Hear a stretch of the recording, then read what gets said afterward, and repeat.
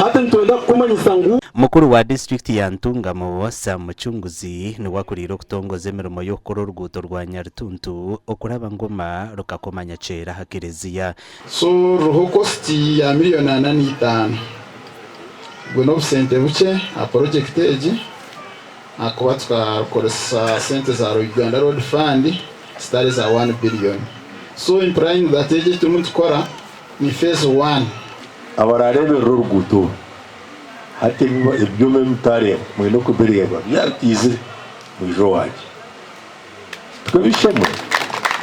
Muchunguzi nagira ngo hato urwutoro district neza kurugita aharwa kizara wandigeya urwa kilomita mushanju zona batandike kuzukora umurundo gomwe ahabwo kuba aha hariho mwana mwinji hariho mtoki hariho burtu muri kigera kita hato na tuwaza kuzikwata yaza kuba kilomita 2 so urwuto turukora umujera ki umurundo gomwe tutekeho miliyoni igana tumango hazaho miliyoni zingayi igana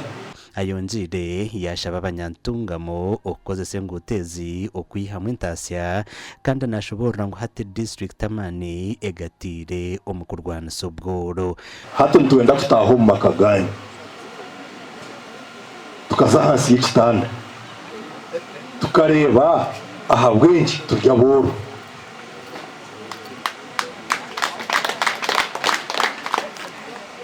hati nicyo kintu ekikutusasa natwenda turwana sobworo omumakagito district inachonech kimwe cyo kureba